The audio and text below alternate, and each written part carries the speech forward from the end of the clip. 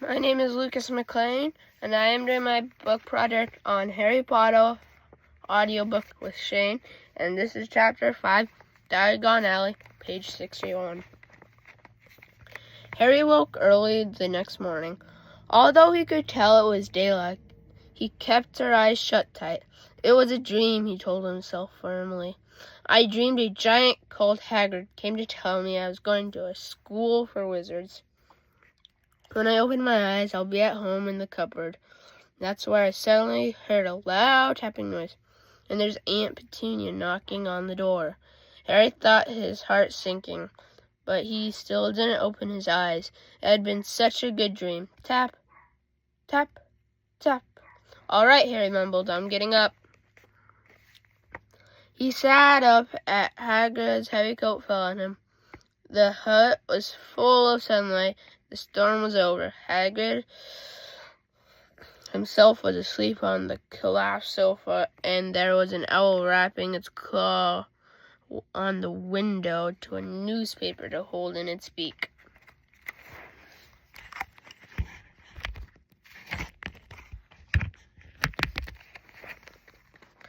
Harry scrambled to his feet, so happy he felt as through a large balloon was swelling inside him. He went straight into the window, appeared jerk open. The owl swooped in and dropped the newspaper right on top of Hagrid, who didn't wake up. The owl then fluttered onto the floor and began to attack Hagrid's coat. Don't do that. Harry tried to wave the old owl away out of his way, but it snapped its beak fiercely at him, carried on savaging coat. Hagrid, Harry said louder. There's an owl! Pay him, Hagrid grunted on the sofa. What? He wants paying for delivering the paper. Lock it in the pockets. Hagrid's coat seemed to be made of nothing but pockets. Bunches, keys, slug pellets, balls, spells, string, peppermint, handbugs, tea bags. Finally, Harry pulled out a handful of strange-looking coins. Give him 5 nuts, and Hagrid sleepily. The little bronze ones. Harry counted 5 little bronze coins that held out to his leg. Harry could put the money into a small leather pouch tied to it.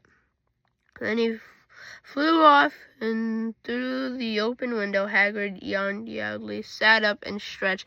Best be off, Harry. Lots to do today. Gotta get up to London and buy all your stuff for school. Harry was turning over the wizard coins and looking at them. He had just thought of something that made him feel as though the happy balloon inside him had got a puncture. Hagrid, said Hagrid, who was pulling on his huge boots. I haven't gotten any money, and you and Uncle Vernon last night. You won't pay me for going to learn magic. Don't worry about that, said Hagrid, standing up and scratching on his head. Do you think your parent didn't leave you anything? But if their house was destroyed, they didn't keep their gold in the house, boy. Nah. First stop for us is Gringotts Wizard's Bank. They have a sausage. They're not bald, cold, and I wouldn't say to your birthday cake neither. Wizards have banks?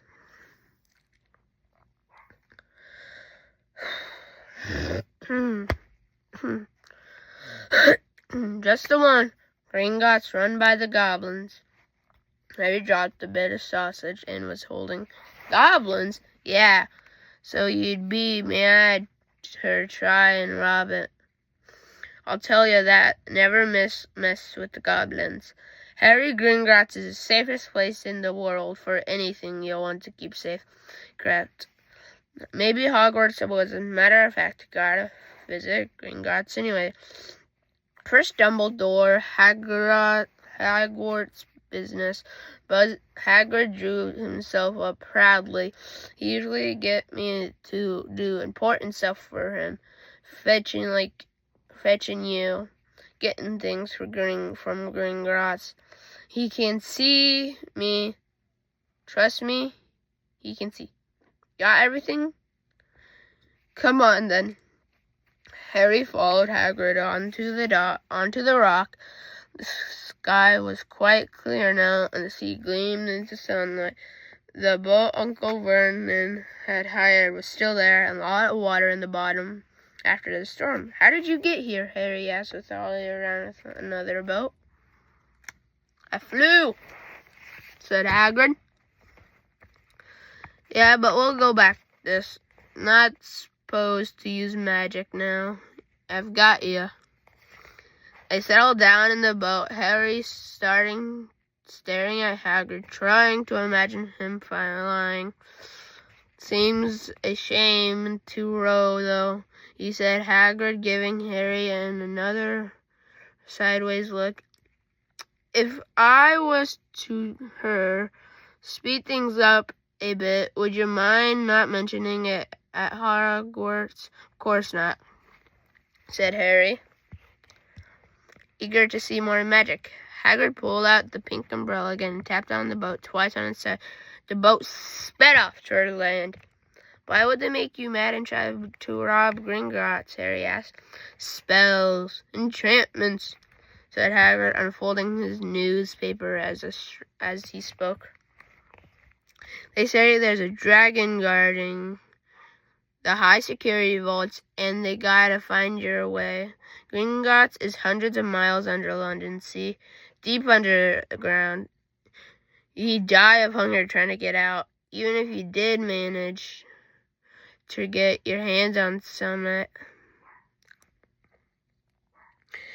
Harry sat and thought about a while.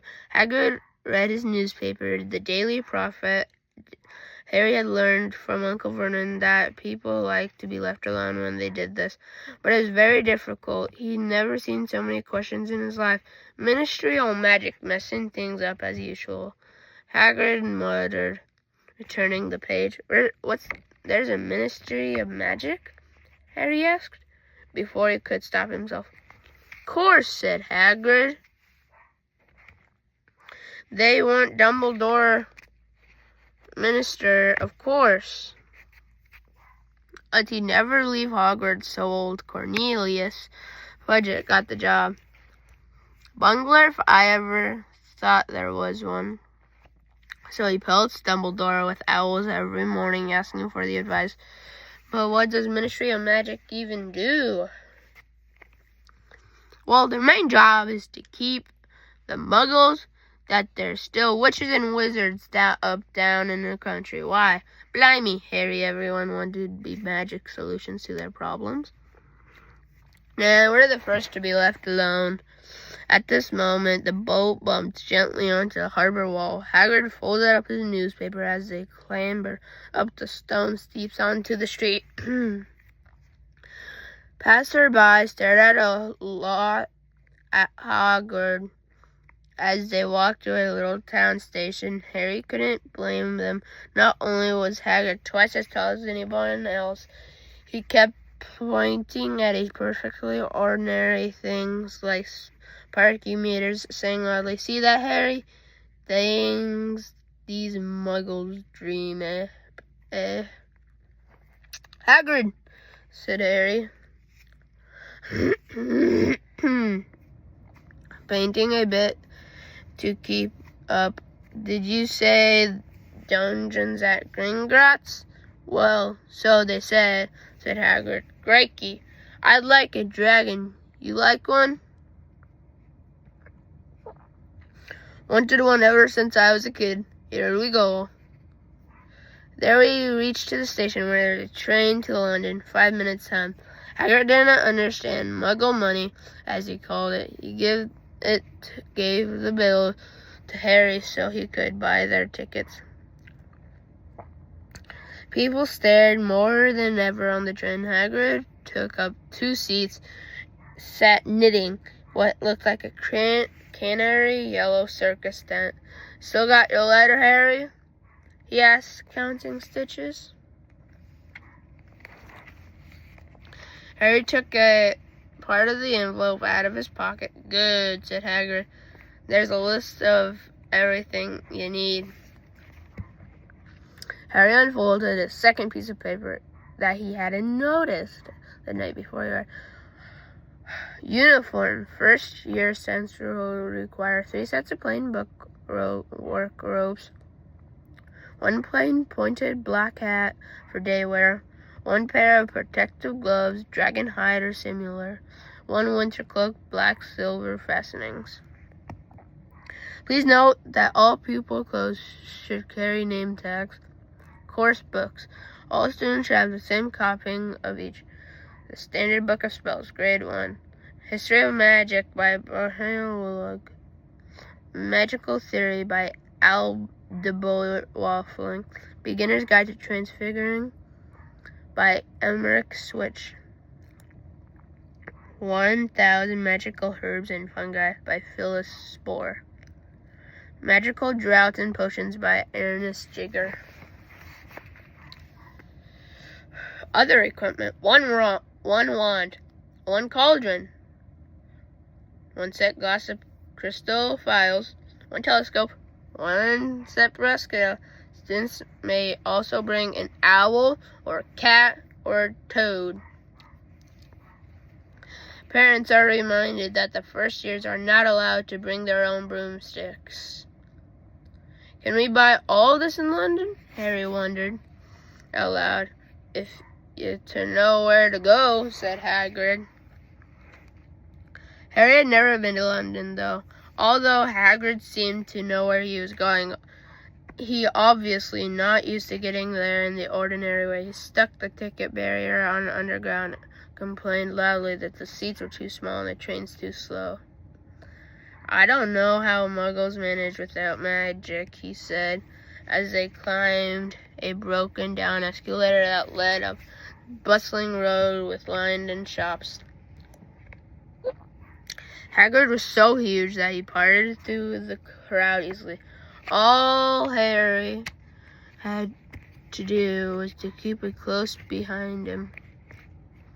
They passed the bookshops and music stores, hamburger restaurants, and cinemas, but nowhere that lacked as if you could sell a magic wand. This was an ordinary street full of ordinary people. There really be piles of wizard gold buried miles beneath them? There were really shops that sold spell books and broomsticks. Might this not all be some huge joke or that the Dursleys had cooked up? If Harry had known that the Dursleys had no sense of humor, he had thought so. Yet somehow, even through everything Hagrid had so sold him so far, it was unbelievable. Harry couldn't help trusting him. "This is it," said Hagrid, coming to halt. "The Leaky Cauldron. It's a famous place." It was a tiny, grubby-looking pub. If Hagrid hadn't pointed it out, Harry wouldn't have noticed it was there. The people hurrying by didn't glance at it. Their eyes slid from the big bookshop to one side to the record shop on the other, as if they couldn't see the Leaky Cauldron at all. Harry had the most peculiar feeling that only he and Hagrid could see it. Before he could mention this, Hagrid had steered him inside. For a famous place, it was very dark and shabby. A few old women were sitting in the corner drinking tiny glasses of sherry. One of them was smoking a long pipe. A little man in the top was talking to the old bartender, who was quite bald and looked like a toothless walnut with a low buzz of chatter. They stopped when they finally walked in. Everyone seemed to know Hagrid. They waved and smiled at him. At the bartender reached for his glass, trying to say, "The usual, Hagrid?" "Can't, Tom. I'm on Hogwarts business," said Hagrid, clapping his great hand on Harry's shoulder, making Harry's knees buckle. "Good Lord!" said the bartender, peering at Harry's. Can it be? The leaky cauldron had suddenly gone completely still. Bless my soul, whispered the old bartender. Harry Potter! What an honor! He hurried out from behind the bar, rushed toward Harry, seized his hand, tear into his eyes. Welcome back, Mr. Potter. Welcome back. Harry didn't know what to say. Everyone was looking at him. The old woman with the pipe was puffing, and without realizing it, had gone out. Hagrid was beaming. Then there was a great scraping of chairs. The next moment, Harry found himself shaking hands with everyone in the leaky cauldron. Doris Crockford, Mr. Potter. I can't believe it. I'm meeting you at last. So proud, Mr. Potter. So proud. I always wanted to shake your hand.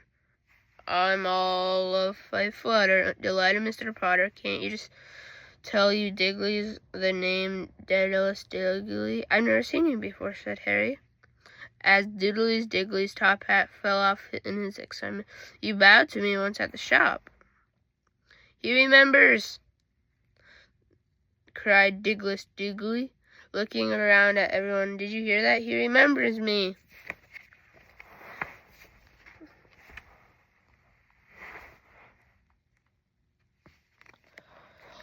Harry shook hands, and again Doris Crockford kept coming back for more. The pale young man made his forehead very nervously.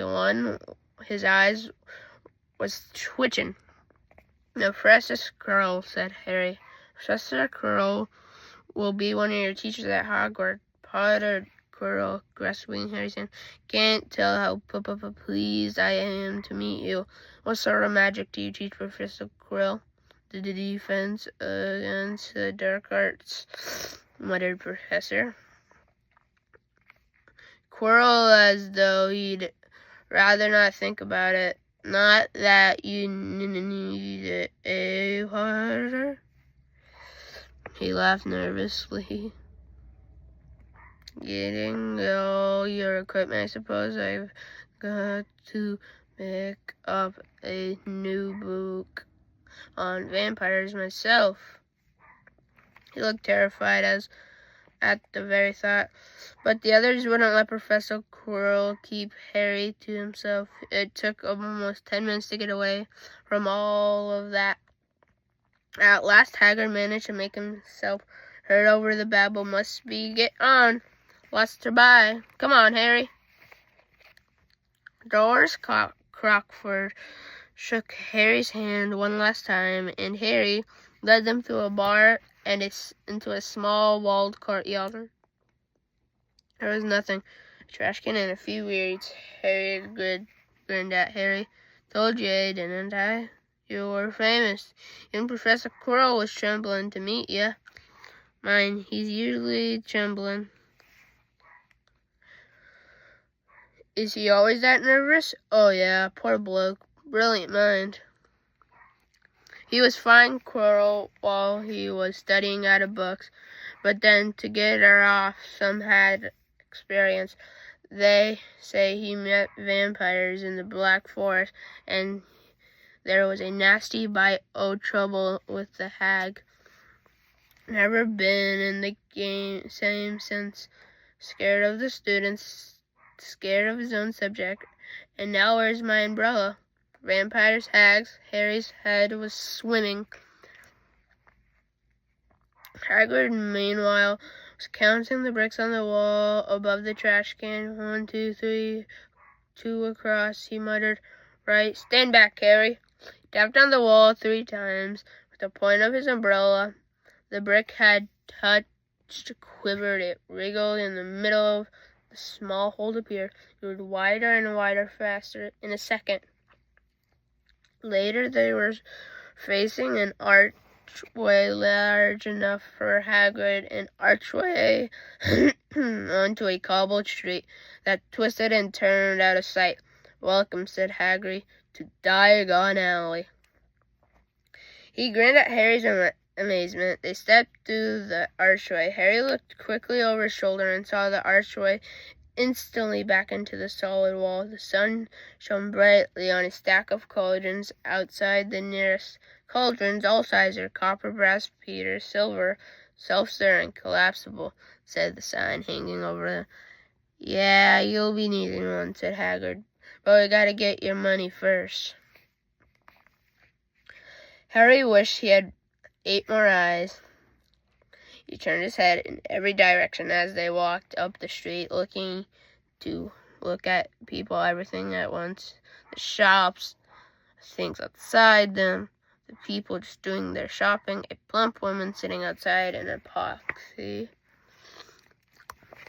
shaking her head as they passed, saying, "Dragon liver, 16 sickles an ounce. They're mad." A low, soft hooting came from the dark shop, with a sign saying, "Ilops, Owl, and Brim, Tawny, Screech, Barn, Brown," and Snowy. Several boys of about Harry's age had their nose pressed against the window with broomsticks in it. "Look," Harry heard one of them say.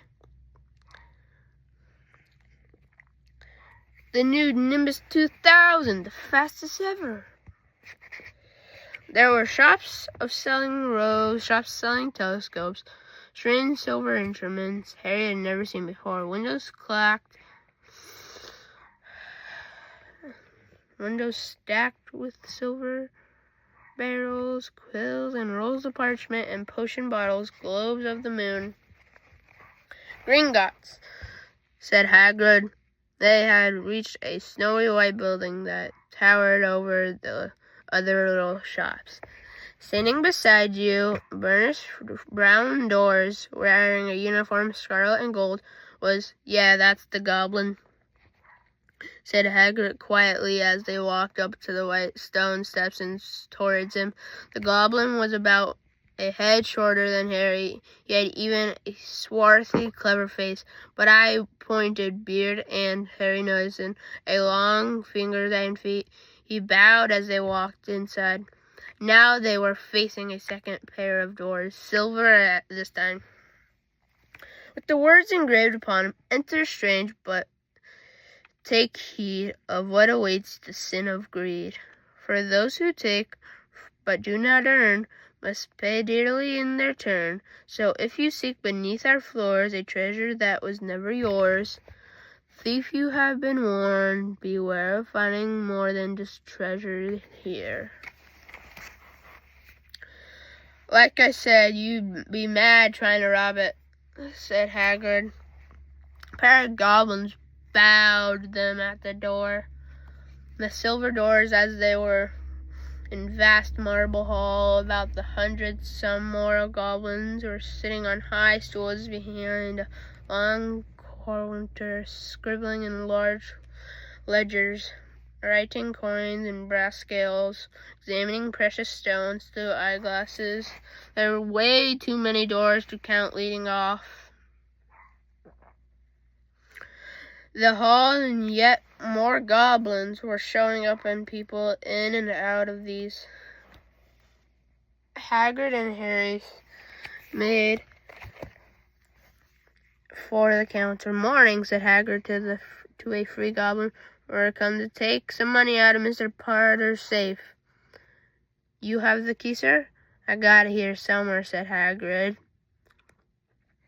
And he started emptying his pockets onto the counter, scattering a handful of moldy dog biscuits over the goblin's book of numbers. The goblin wrinkled up his nose. Harry watched the goblin in the right weighing of pile of rubies as big glowing coals. "Got it," said Hagrid at last, holding up a tiny golden key. Goblin looked at it closely. "Seems to be in order. And I've also gotten a letter from Professor Dumbledore," said Hagrid importantly, throwing out chest. "It's about the you-know-what in the vault, 730. The goblin read the letter carefully. "Very well," he said, handing it back to Hagrid. "I will have someone take you down to both vaults." Griphook was another goblin Once Hagrid had crammed all the dog biscuits back inside his pockets, and he and Harry followed Griphook toward one of the doors leading off the hall. What's the what in the vault? 713. Harry asked. Can't tell you that, said Hagrid nervously. Very secret Hogwarts business. Dumbledore's trusted me. More and more a job worth to tell you that. Griphook held the door open for them. Harry, who had expected more marble, was surprised. They were in a narrow stone passage lit with flaming torches. It sloped steeply downward, and there were little railway tracks on the floor. Griphook whistled, and a small cart came hurtling by with the tracks toward them, and they climbed in. Hagrid, with some difficulty, and were off. At first, they just hurtled through a maze of twisting passages. Harry tried to remember left, right, middle, forks, right, left, but it was impossible. The rattling cart seemed to know its own way because the Griphook wasn't steering. Harry's eyes stung the cold air as air rushed past him, but he kept them wide open. Once he saw a burst of fire at the end of the passage and twisted to see if it was a dragon. But too late, they plunged deeper, passing an underground lake where there were huge salices, sound like a arrow from the ceiling floor. I never know, Harry called to Hagrid over the noise of the cart. What's the difference between salamite and salakite? Salamite got an M in it, and salakite has a C in it, said Hagrid. And don't ask me questions, just know. I think I'm going to be sick. He did look very green, and when the cart stopped, at least beside the small door in the passageway, Hagrid had been out to lean against the wall to stop his knees from trembling. Griphook unlocked the door, a lot of green smoke billowing out in coins as it cleared. Harry gasped inside the mounds of gold coins, of slivers, heaps of little bronze nerds. All yours, smiled Hagrid. All Harry's. It was incredible. The Dursleys could have known about this, or they would have had it from him faster than blinking. How often, had they complained how much Harry cost him to keep? And all the time they had been a small fortune belonging to him, buried deep under London. Hagrid helped Harry pile some of it into a bag. The gold ones are gallons, he explained. 17 silver sickles to a gallon, 29 nuts to a sickle, and it's just easy enough. Right. That should be enough for a couple of terms. We'll keep the rest there safe for you. He turned to Griphook. Vault 713 now, please. And can we go more slowly? One speed only, said Griphook. They were going even deeper now, and gathering speed. The air became colder and colder as it hurtled through tight corners. They went rattling over an underground ravine. Harry leaned over the side to try to see what was down at the dark bottom, but Hagrid groaned, pulled him back from the scruff on his neck. Well, 713 had no keyhole. Stand back, said Griphook importantly. He stroked the door gently with one of his long fingers, and the mean just simply melted away. Said Harry, wishing he said it could get a bit more interesting. I say, look at that man, said the boy suddenly, nodding toward the front window. Hagrid standing there, saying, Hagrid. That's Hagrid, Harry. Pleased to know something. The boy didn't. He works at Hogwarts. Oh, said the boy. I've heard of him. He's sort of a servant, isn't he? He's the gamekeeper, said Harry. He was likely the boy less and less every second. Yes, exactly. He's sort of savage, lives in a hut on the school grounds, and then he gets drunk and tries to do magic and ends up setting a fire to his bed. Do you think he's brilliant, Harry coldly? Do you? Said the boy with a slight sneer. Why is he with you? Where are your parents? They're dead. Yeah, sorry. They're dead, said Harry sharply. He didn't feel much like going to the matter with this boy. Oh, sorry, said the other, not sounding sorry at all. But we were our own kind, weren't they? They were a witch and a wizard, if that's what you mean. I really don't think it should be out sorting, do you? They're just the same. They've never been brought up to know our ways. Some of them have ever heard of Hogwarts until they got their letter. Imagine thinking they should keep it in the old wizarding families. What's your surname, anyway? Harry, but before Harry could answer, Madame Malkin said, "You done, my dear." And Harry, not sorry for an excuse to stop talking to the boy, hoped down for the footstool. Well, I'll see you at Hogwarts, I suppose, said the drawling boy. Harry was rather upset as he ate his ice cream. Hagrid bought him a chocolate ice cream with chopped nuts. What's up? Said Hagrid. Nothing, Harry lips. They stopped to buy a parchment of quills. Harry cheered up, but a bottle of ink changed the colors as you wrote. When they left the shop, he said, Hagrid, what's Quidditch? Blimey, Harry, keep forgetting how little you know. Not knowing about Quidditch. Don't make me feel worse, said Harry. He told him about Hagrid, about the pale boy and Madame Malkin's, and he said people from the Muggle family shouldn't even be allowed in. You're not from a Muggle family. If he'd known, if he'd know who you were, he's grown up knowing your name. His parents is wizard and folk. You say that what everyone in Leaky Cauldron was like when they saw you. Everyone, what does he know about some? Oh, the best I ever saw were only ones with magic in them, a line of muggles. Look at your mom. Look at what she had for a sister. So what is Quidditch? It's our sport. Wizarding sport. It's like soccer. Muggle world. Everyone follows Quidditch. Played up in the air on broomsticks. And there's 4 balls. Sort of hard to explain the rules.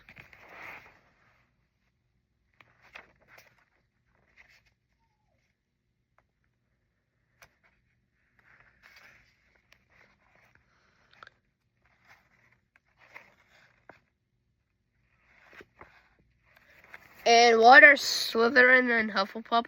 Schoolhouses. There's 4. Everyone says Hufflepuff are a lot of duffers, but I'm the best Hufflepuff, said Harry gloomily. Better Hufflepuff than Slytherin.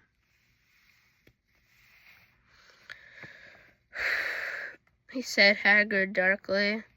There's not a single witch or wizard out there who went bad who wasn't Slytherin. You know who was one. Well, no, sorry. You know who? Was at Hogwarts? Years and years ago, said Hagrid. They bought Harry's school books in the shop called Flourish and Blots.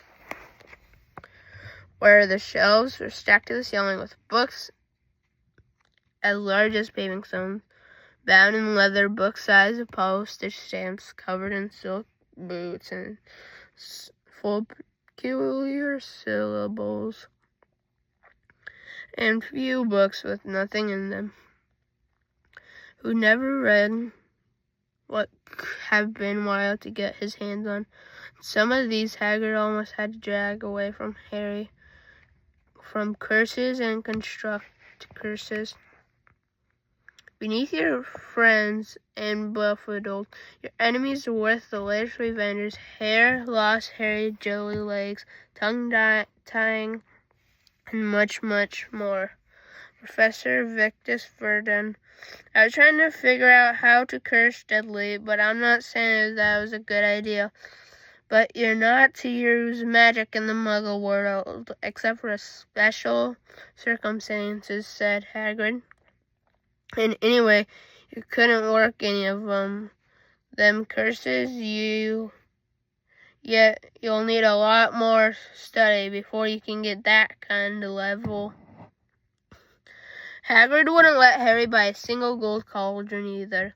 Sets pewter on your list. But they got a nice set of scales for weighing ingredient potions, collapsible brass telescopes. Then they visited the apothecary, which was fascinating for its horrible smell, a mixture of bad eggs and rotted cabbages. Barrels of slime stuff in it stood on the floor, jars and herbs, dried roots, and bright powder slined to a wall. Bundles of feathers, strings of fangs, snarled claws hung from the ceiling while Hagrid asked,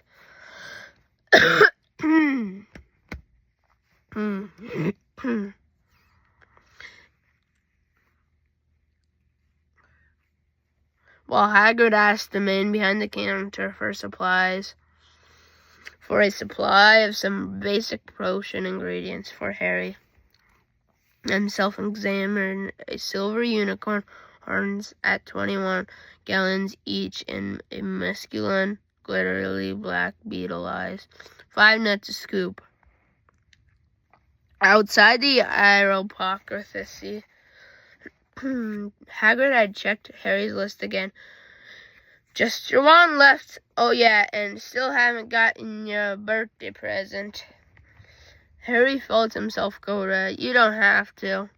I know I don't have to. Tell you what, I'll get you an animal. Not a toad or a cat went out of fashion years ago. You'd be laughing at, and don't like cats. They make me sneeze. And I'll get you an owl. All the kids want owls. They're dead useful. Carry your mail and everything. 20 minutes left. The eclopes,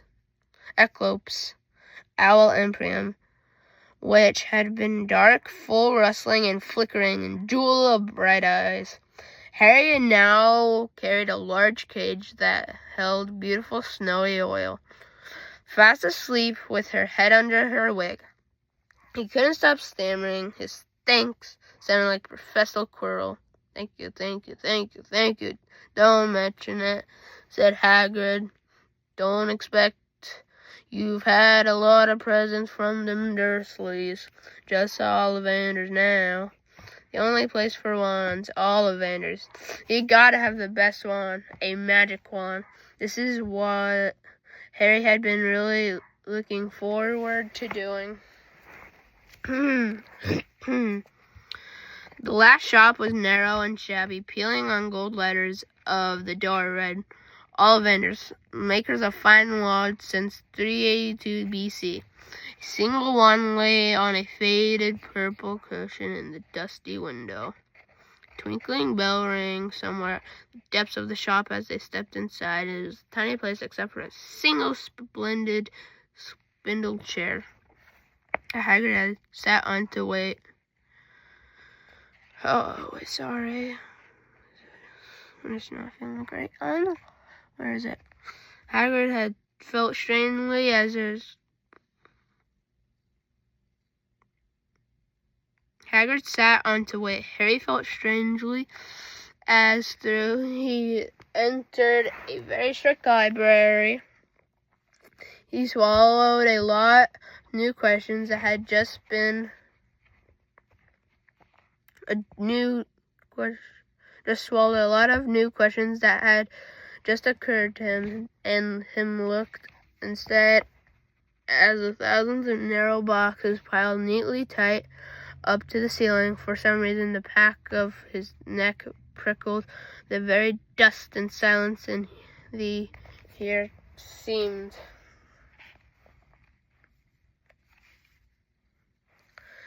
to tingle with some sort of secret magic.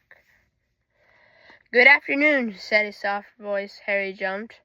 Hagrid must have jumped too, because there was a loud crunching noise, and he got quickly off the splendid chair. An old man was standing right before them, his wide, pale eyes shining like moons through the glooms of the shop. "Hello," said Harry awkwardly. "Ah, yes," said the man. "I thought I'd be seeing you soon, Harry Potter." "It wasn't a question. You have your mother's eyes. Seems only yesterday she was in herself buying her first wand, 10 1/4 inches long, swishy, made of willow. Nice wand for charm work." Mr. Ollivander moved more closer to Harry. Harry wished he could blink. Those silvery eyes were a bit creepy. Your father, on the other hand,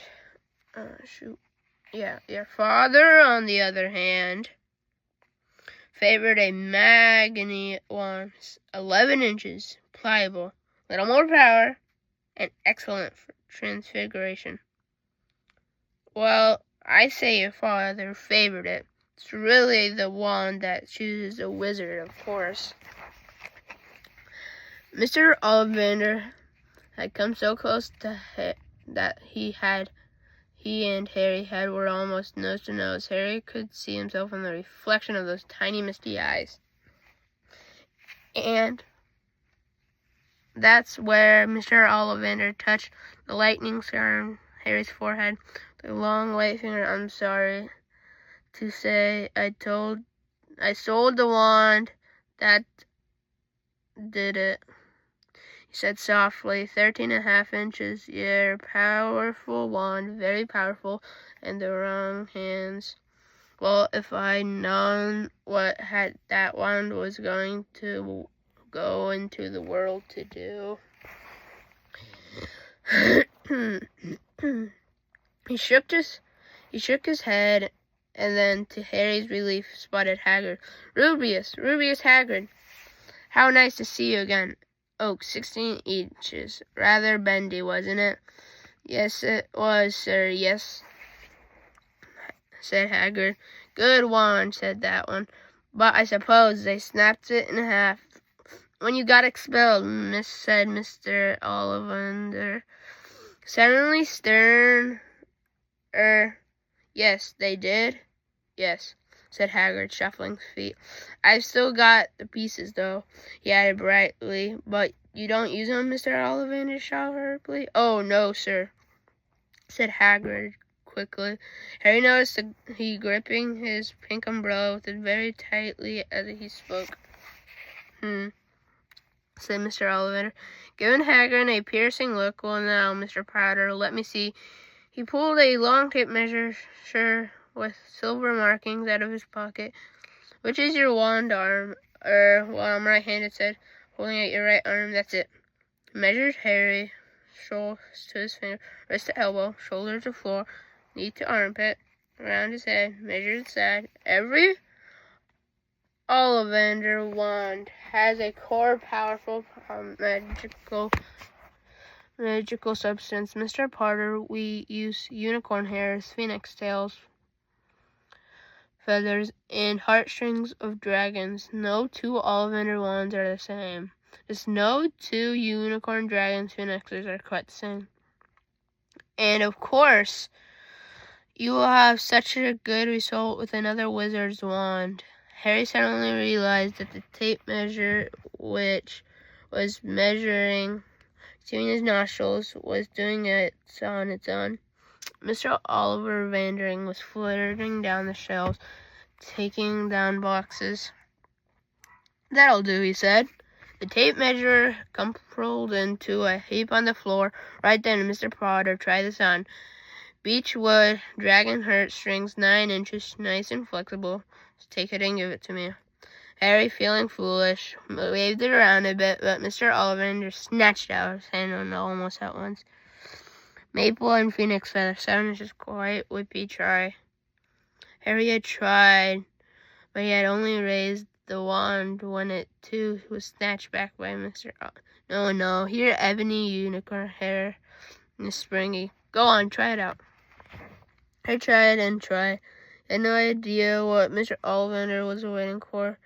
The pile of tried wands was mounting higher and higher on the spindle chair. But the wands, Mr. Ollivander put them on from the shelves. The happier he seemed to become, the trickier the customer, eh? Not to worry. We'll find perfect match here somewhere, I wonder now. Yes, why not? Unusual combination. Holy phoenix feather, 11 inch and 9 inches supply. Harry took the wand. He felt a sudden warmth in his fingers.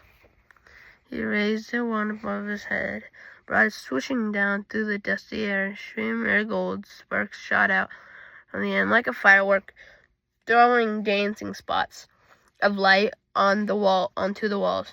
Hagrid whooped and clapped. Mr. Ollivander cried, "Oh, bravo! Yes, indeed, very good.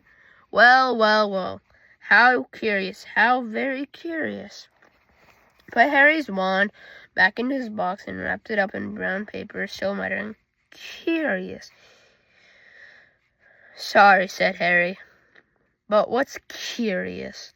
Mr. Ollivander fixed Harry with his pale stare. "I remember every wand I've ever sold, Mr. Potter. Every single wand. It so happens that the phoenix whose tail feather is in your wand gave another feather, just one other. And it was very curious indeed that you should be destined for this wand when its brother gave you that scar." Harry swallowed. "Yes, 13.5 inches. Curious indeed how these things happen. The wand chooses wizards, I remember. I think we must be expecting great things from you, Mr. Potter. After all, he who not must be named did great things, terrible, yes, but great." Harry shrugged. He wasn't sure, like Mr. Ollivander, too much. He paid 7 gold gallons for his wand, and Mr. Ollivander bowed them at his shop. The late afternoon sun hung low in the sky, and the Hagrid made their back down Diagon Alley, back through the wall. Back through the leaky cauldron, now empty. Harry didn't speak at all. As they walked down the road, he didn't even notice how much people were gawking at them underground laden they were, with their funny-shaped packages and their snowy owl asleep in his cage. Harry's lap up another escalator out into Paddington Station. Harry only realized they were when Hagrid tapped him on the shoulder. "Got time for a bite to eat before the train leaves?" he said. He bought Harry a hamburger, and they sat down on the plastic seats next to them. Harry kept looking around. Everything looked so strange somehow. "You all right, Harry?" "Yeah, very quiet," said Hagrid. Harry wasn't sure if he could explain. He had just had the best birthday of his life, and yet he chewed his hamburger trying to find the words. "Everyone thinks I'm special," he said. "At least All those people in the leaky cauldron, Professor Quirrell, Mr. Ollivander. But I don't know anything about the magic at all. How can they expect great things? I'm famous. I can't even remember what I'm famous for. I don't know what happened when I Sorry. I mean the night, my parents said. Hagrid leaned across the table behind the wild bear, laid his eyes on me. Don't you worry, Harry. You'll learn fast enough. Everyone starts staring at the beginning of Hogwarts. You'll be just fine. Just be yourself. I know it's hard. You've been singled out, and that's always hard. But you'll have great times in Hogwarts. I did. Still do. Smarter of fact. Hagrid helped Harry on the train that would take him back to the Dursleys, then handed him an envelope. Your ticket for Hogwarts. 1st of September. King's Cross. It's all on your ticket. Any problems with the Dursleys, send me a letter with your owl. She'll know where to find me. See you soon, Harry. The train pulled out of the night station. Harry wanted to watch Hagrid until he was out of sight. He rose in his seat and pressed his nose against the window, but he blinked again. Hagrid had gone. If you want to read more, that was Chapter 5 of Harry Potter, Sorcerer's Stone. And it's a good chapter, and I will see you in the next chapter. Goodbye.